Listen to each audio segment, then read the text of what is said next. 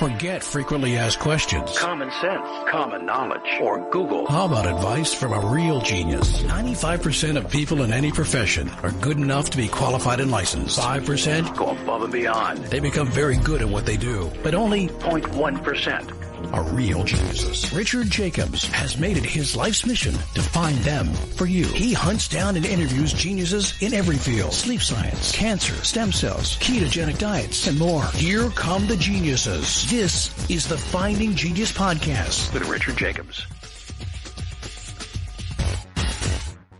Before we begin, a note from our sponsor. I'm Richard Jacobs, Executive Director of the nonprofit Finding Genius Foundation and host of the Finding Genius Podcast. In late 2016, I was rear-ended at 65 miles an hour by a truck on the highway, which sent me off-road into a ditch. The impact of the collision gave me a concussion and other injuries. At the hospital, a CT scan showed that I had thyroid nodules, which turned out to be cancer.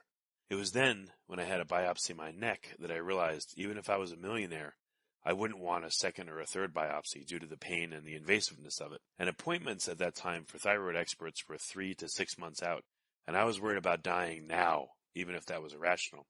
So because of this, I've decided to raise money to conduct a literature review on steroids, on the causes of anxiety and depression, a condition that affects well over 50 million people in the United States and hundreds of millions worldwide.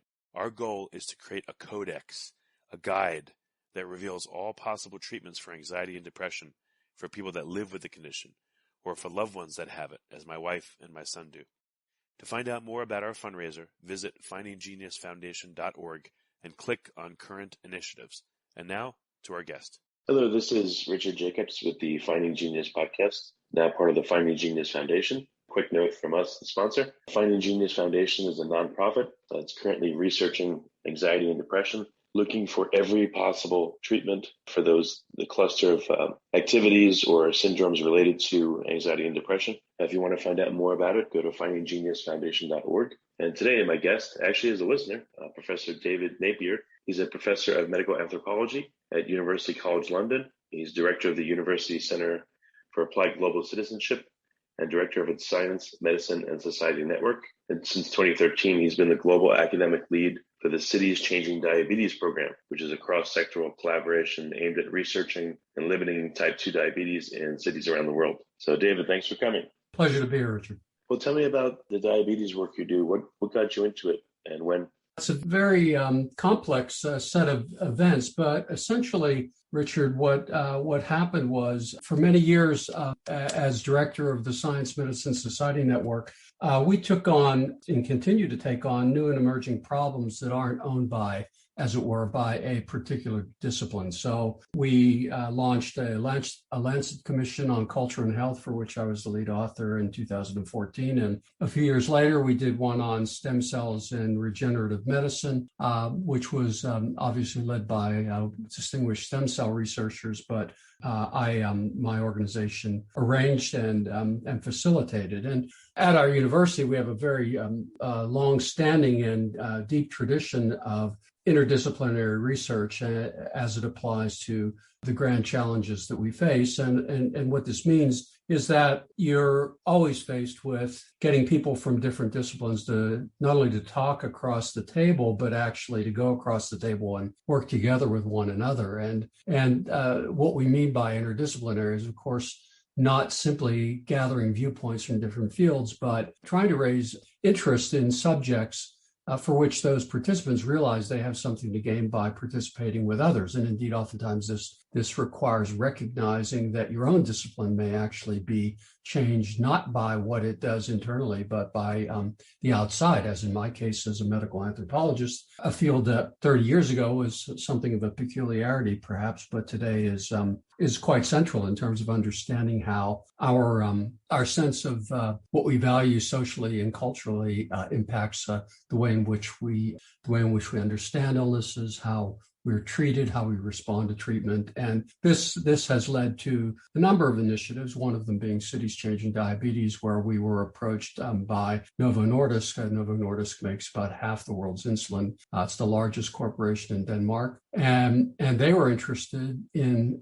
issues around adherence, why it is, first of all, the diabetes is really exploding globally. I mean, there are now, the International Diabetes Federation estimates there are about 463 million people living with diabetes globally. And to put that in perspective, if diabetes were a country, it'd be the third largest country in the world. So the question of what's happening in diabetes that's non-clinical is really quite important, because of those 463 million people, only estimated about half of them are diagnosed as such. And of those diagnosed, only about half of those are actually in treatment. This is what we call the rule of halves. And of those, only about half of those people who are in treatment actually are achieving their treatment targets. And of those, only about half are living lives that aren't complicated by comorbidities. And this is really quite critical, because in many healthcare systems, for example, in the UK where I work,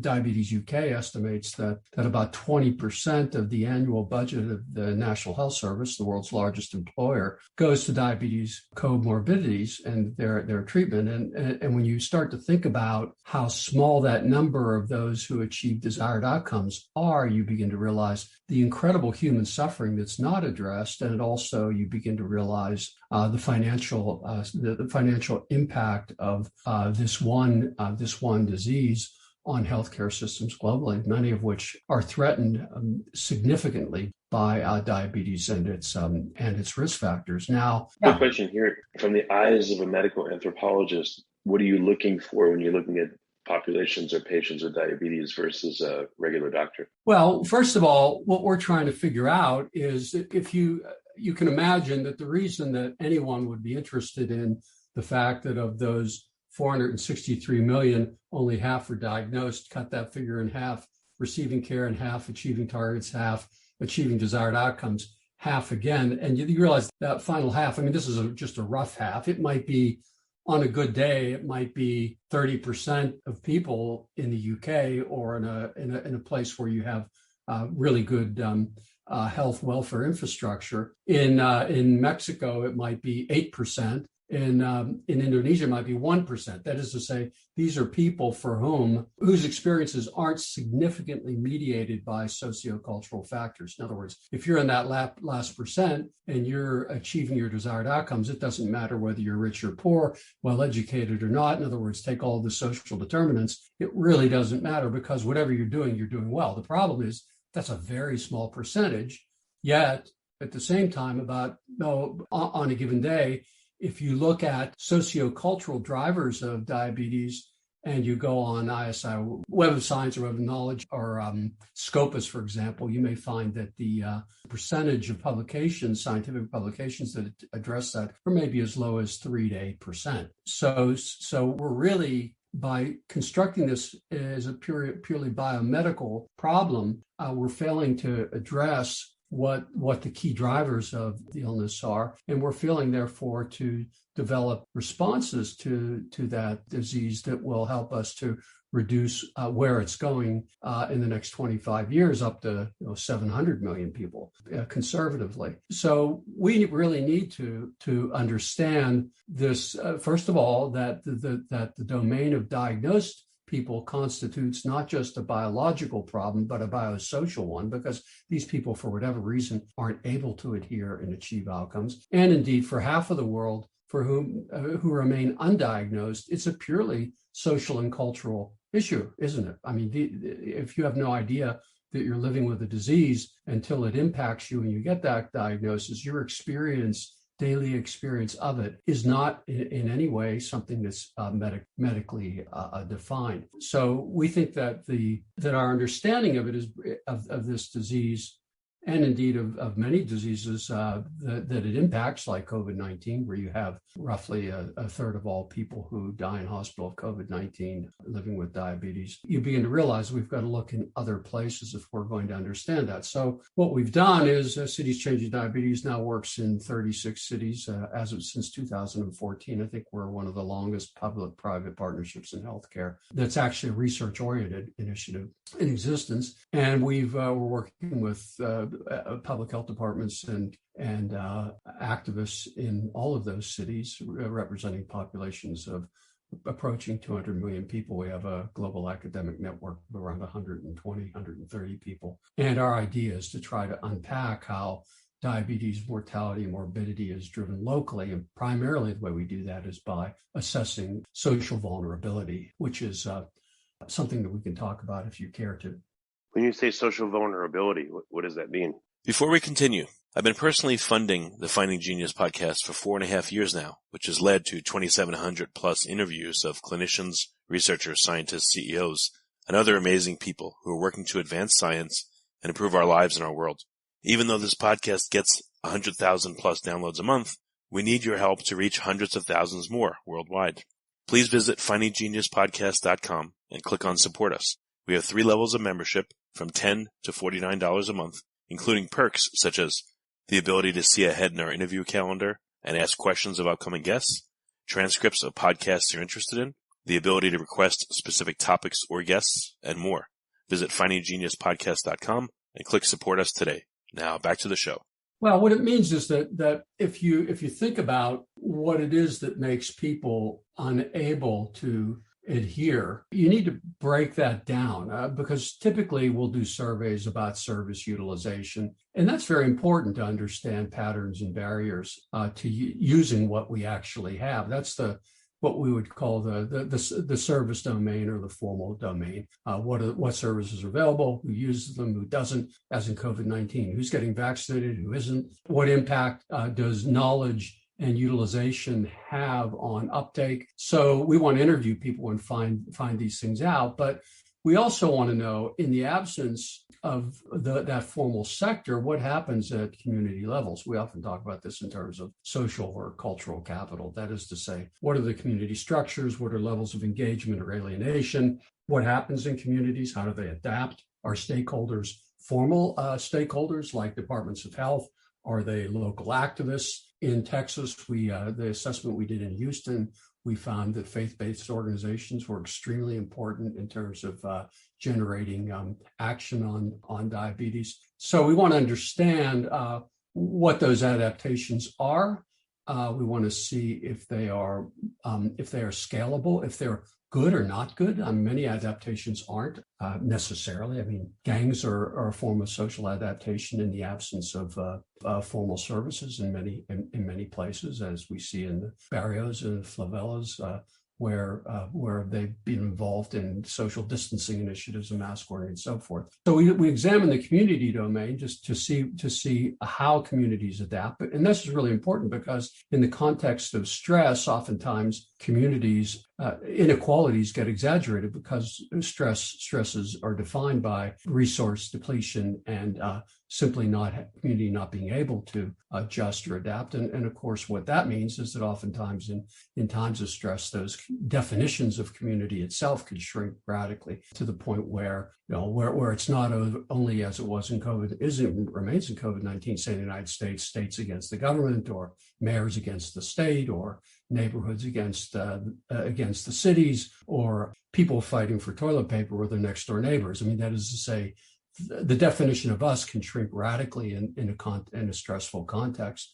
And so we need to understand that dynamic. And then we need to see, because of that, who actually gets left out. I mean, who are the people that are perhaps living marginalized existences when times are good, who become deeply vulnerable and alienated, even within communities when those inequalities get exaggerated. And of course, the only way you can do that, Richard, is you have to go out and find these people, don't you? I mean, you have to actually do what we call a snowball sampling, where you find somebody you think is vulnerable by whatever definition your assumptions lead you to assume how vulnerability is defined. If you like this podcast, please click the link in the description to subscribe and review us on iTunes. And then you have to go from that person and ask them if they know of somebody else who's actually not able to make it to the interview, who, for whatever reason, is so vulnerable they cannot pass that threshold. And one needs to go out then to find these people and characterize them. And of course, doing so shows us that these local definitions of vulnerability are sometimes made up of very complex risk factors that fuel one another. and that the definitions themselves are often hidden because they don't necessarily represent themselves very well. And of course, if you look at what happened in COVID-19, when we talked about vulnerability, and I'm on the WHO research roadmap and was at the February 11th, 12th meeting in Geneva where COVID-19 was named. And when you think about initially who we think of as vulnerable, it's mostly the biomedically defined categories, as in elderly, people with diabetes, obesity. If we can, since you've been studying diabetes for a lot longer, can you tell me about an example of a very successful population and what they did? You hinted at it with faith-based organizations. Can you tell me about, again, one really successful one, and then maybe one where you encountered, like you said, the people that had problems with diabetes, for instance, in this case, and how they couldn't get access? Sure. I mean, one of the things to take a case that's close to home to you, and one of the things that we discovered in Houston was that people consistently turned to their churches for advice, especially for lifelong illnesses for which they perhaps were challenged to adhere, and either because they couldn't afford it or because diabetes may have been fourth, even though it may be the thing that was most dangerous to their survival, maybe something that was 8th or 9th or 10th on their list of concerns. If you're, say, a single parent living in a food desert with a child in need, the chances are that you're not going to be able to address the healthy eating and exercise habits that may have an impact on your experience of the illness. And furthermore, if you're a public health official, you may assume that those people living in food desert are your major target of concern, the same way you might assume that, say, irregular migrants who don't want to be on the healthcare system's radar will show up very late, far after their illness is reversible, because they're suffering from serious consequences that keep them from being able to work. And in Houston, those categories were the kind of the obvious low-hanging fruit when it came to understanding vulnerability. But we were surprised to think about how the lived environment of the city had an impact on diabetes vulnerability. If you think about how big Houston is, and you could fit the 6 largest cities in the United States within its borders. As a new and emerging, as it were, rapidly growing megacity, you begin to realize that one of the biggest challenges is what happens to commuting times. If your commuting time is going to increase 20 or 30 minutes every few years because of the rapid growth of the city, people in the suburbs become very vulnerable. And in fact, we found that some of the most vulnerable people were well-educated middle-class people who lived in gated communities in suburbia, because the lifestyle was largely spent in one's car driving back and forth to work, and of course wanting to nourish your family relations by feasting on weekends. And it's a very, very common pattern. And indeed, it surprised everyone that the things that we would assume public health would cure, like telling people about risk factors, would have an impact on some of the more educated people in the community. And that's not necessarily the case. So there was an example of an eye-opening, as it were, case definition of vulnerability that wasn't on anyone's radar. And of course, how you respond to those challenges is really interesting. In the case of Houston, we talked about the importance of faith-based organizations. If you go to Copenhagen, we work there, and everybody thinks of this as another example, thinks of Copenhagen as probably the gold standard for welfare medicine state. I mean, you have to register. You're breaking the law if you don't register for a primary care provider in Denmark, and primary care is free for one and all. Now, you'd think in terms of health equity, this would be an ideal circumstance, which indeed in many ways it is. And the diabetes chronic disease rates are relatively low there. The national rate is 7.7% as opposed to, say, 10 plus in most of the U.S. and 17 or 18% in Mexico City, for example. But if you parse that data and you look at Copenhagen, which is a young, healthy city where a lot of people ride bicycles, the rate drops to 5.5, 5.3, something like that percent. But if you then take people who you would consider at risk, say people like me, men over 50, and you look at Northern Europe, people of Northern European descent who are college educated, that percentage drops to 2.1%, something like that. And if you look at migrant populations, it goes up to 18.9%. So you have 9 times higher the rate among a certain cohorts of the population in a place where healthcare is free, a gold standard of a national healthcare system. And to get to the point, what we found was that among those migrant populations who did not have a college education, that for many of them, it wasn't the educational part, it was the fact that they felt very, very socially alienated. And so we began to realize that things like isolation, mistrust, and in the case of Houston, that time poverty, we call it, that is to say, spending all of your time commuting back and forth to work, that these things, these sociocultural drivers were incredibly significant and remain significant barriers to reducing the rates of the illness. So if you can have a 10,000-foot view of, the world and of diabetes and our interaction with it, what do you see are going to be the trends, good and bad, for the next few years? Well, I think that the challenge is to reshape our understanding of what's actually driving the illness, first of all. I think that once we do that, we're in a much better position to be able to respond in a way that makes sense. I mean, if you think about when I talk about these case definitions, how complex they are. Normally, in any kind of randomized controlled trial, we're going to look at the effects of one thing on another, aren't we? Even if we're doing social science work, we might be looking at the effects of income or education level, things I mentioned, on health outcomes over time. That's the social determinants argument, where you can show, broadly speaking, that people with poor educational backgrounds and with low income may live many years less than other cohorts of the population. But the problem for diabetes is that, and this is the good side of it, is I think we now have some of the technology. You mentioned working earlier on AI. I mean, some of the technology that allows us to measure these complex factors. We can use the same technology that people use to sway voters to understand illness. So we can look at heterogeneous relationships, biological factors like age, health history, mental health, immunocompromised, chronic comorbidities, those sorts of things. And we can compare them not only to one other factor, but we can look at social factors like education level or access to care, as I mentioned about Denmark, or employment status, economic status, home environment, all those things. And we can compare those to geographical factors, like as I mentioned in Houston, a structure of neighborhoods, distance from work to home, access to food, isolation, water, is it pure? Do people drink it? Availability of transportation. And we can look at the actual, what we would call cultural factors. And we don't mean by that national race or ethnicity. We mean shared conventional understandings. So you've got cultures of practice, as we do in biomedicine, for example. Here we might look at things like food habits or activity attitudes or trust in government,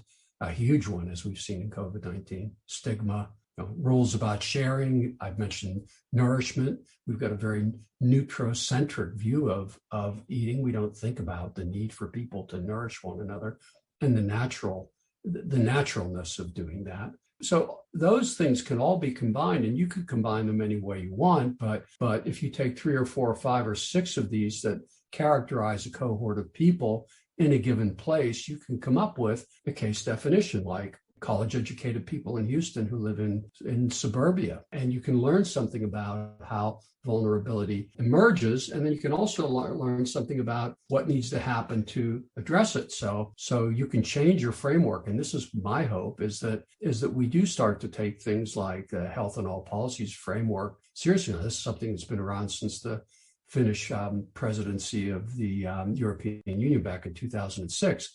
But we pay lip service to it. But I mean, think about vulnerability in COVID-19 and how much housing was a part of this. New York, where you have very high numbers of people living in care homes, right? That's something that would have been obvious to us if we had been thinking about the health dimensions of housing or water and sanitation or transportation or occupational factors or health communication, exposure to toxic environments, food production, on and on. These are all places, policy domains within which health is critically important for improving our health destinies. But they're not ones that we generally think about when we think about health specifically. We think more specifically about the biomedical domain, which is very important. Don't get me wrong; it's critical. But we lose out when we don't understand how people become vulnerable through these other impacts on their destiny. And if we had, we would have, and this isn't in hindsight, you can say this about the future. We're working on preparedness for COVID-19. We're doing COVID-19 vulnerability assessments now in 9 countries. The fact that care facilities, you're more vulnerable in a care facility, aren't you, than if you're an elderly person, but you're living in suburbia and you've got a back garden to sit in. You're more vulnerable if you're unemployed or you're a service employee or you have no health benefits. You can be living you can be the wealthiest person in America living in an apartment on Park Avenue if you can't open the windows and you're sharing a ventilation system and it's poorly filtered. You're much more vulnerable to COVID-19 than somebody living with diabetes who's managing it well. In terms of COVID, though, I mean, it seems like, it's created a lack of resources and it's created a selfishness to a point where it just doesn't seem like people care at all. What's people's circumstances? I mean, what have you observed? That's right. I think you're absolutely right about that. The problem is that what's happened is that a set of complex things that are going on, but one of them is clearly that social polarization, defined however you like, is indeed very much a disease vector for COVID, isn't it? I mean, if you're living alone in isolation and the only thing you can do is be online most of the time, assuming you have benefits that you're not starving by being living alone in isolation, and assuming that you've got a relatively stable environment. And remember, domestic abuse has doubled in COVID-19. That you're lucky to be able to spend some time perhaps working online or communicating online, but as you know from all of the work on social media, that if you're looking at YouTube videos and you've got 10 others to look at, the algorithm's testing you to see what you like because it wants to sell you things, doesn't it? So the chances of you being polarized by that, by being fed what you want to know about already, is not doing anything to help us mediate the uncertainties of everyday life or to negotiate with people who share views that are other than our own. And I think that you're right, that creates a very serious mental health challenge. I can send it to you. We did a policy brief with colleagues at Vanderbilt, funded by the Robert Wood Johnson Foundation on COVID-19. And this polarization itself as a disease vector was one of the key points that document tried to drive home. So I think there's quite a bit of danger there in terms of the sorts of things you mentioned at the beginning of your podcast as it relates to the future of mental health. And of course, we did very little throughout the pandemic because principally it was a biological problem, even though, by the way, our experience of it was entirely social before we had a vaccine, wasn't it? I mean, people in hospital were being treated for respiratory distress, not for COVID-19. Even though our social responses made us aware of the fact that isolation would have a significant impact, long-term impact on mental health. Thinking of COVID as only a biological problem, one to be advised by virologists and epidemiologists to governments, meant that there was serious neglect in terms of other, not just other psychological needs, but even other public health needs, such as breast screening for women. Scheduled breast screening was down over 90% in the United States during the last year and a half. So yeah, I think that we're just seeing the very beginning of the sorts of challenges that we are going to face. And one of the 4 key areas we focused on for this policy brief was also mental health. And I believe that we will have to face some serious problems because if those things aren't addressed and they're not addressed immediately, that people can get rather worse if they don't have the capability to use a behavior change language, the capability, opportunity, and motivation, perhaps, to find ways of actualizing their hopes in life and to leading lives that are, as we say, fully realized. So, last question or so. What's ahead, do you think, short term, maybe for the next 6 months and then maybe a year? What dynamics do you see happening in terms of COVID around the world, and then, also diabetes, if you can look at the two for a moment? Yeah, I mean, I think that, first of all, remember now that there's been no diabetes screening, no blood testing, and so minimal amounts. So we do not know what's happened to people in isolation in terms of their health status as it relates to non-communicable diseases. We only know it when that percentage of people living with diabetes die in hospital, or when its main risk factor, obesity, where almost 50% of people who died in intensive care were also living with obesity. And of course, if you go upstream there, what you're getting at, and this is the point of the vulnerability assessments, you're getting to the fact that these are largely socially and socioculturally driven. That is to say that they are about the way we live collectively. It's about the values that we hold. It's about how people care for one another, how they feel cared for or don't feel cared for. And those things are going to become incredibly important. And then, of course, on the COVID side, as you pointed out rightly in your book about viruses, the way we conceptualize viruses has an immense importance for the way in which we think about others. I mean, the invasive nature of conceptualization of viruses, where people are closing down borders, if not for real threats, for symbolic ones, because after all, COVID was already present in most places before people were shutting down borders. And indeed, it was in Italian sewage in 2019, and it was in California at the same time before February 2020, when it really emerged powerfully in China. So the way in which we conceptualize viruses, tremendous impact on our social responses, our tendency to want to isolate ourselves, which of course we have to do. The social distancing measures, they're very important, but they do have an impact on us, and they tend to reduce our willingness to actually understand the ways in which I agree with, by the way, and I've been saying this for 3 decades, I agree with some of the people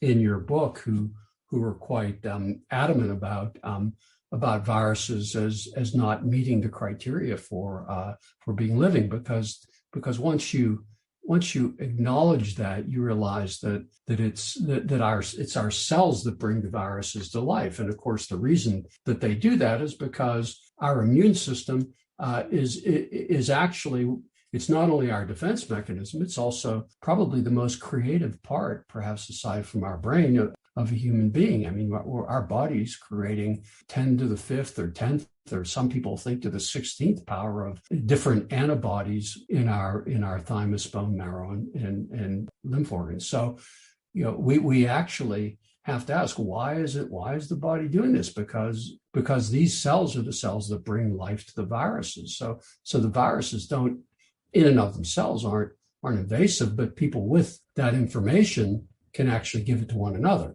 And that, I think, is a subtle difference, but it's a really important one, because if you think about what your body is doing, it's not only defending you, and your immune system is not only defending you, but it's also a form of extroverted risk in which you're engaging the world around you for better or worse, and sometimes for worse. And we know this because historically, people who remain completely isolated, Amazonians in the age of discovery dying of the common cold. We need to engage with that difference, and we need to mediate that difference, and we need to adjust to it. So the viruses that we meet in daily life, which, by the way, we do every single day, largely allow us to make those kinds of adjustments to the world outside of us. And if we find ourselves constantly living in seclusion, we not only can harbor unusual beliefs about the rest of the world that can't be confirmed in our daily experience,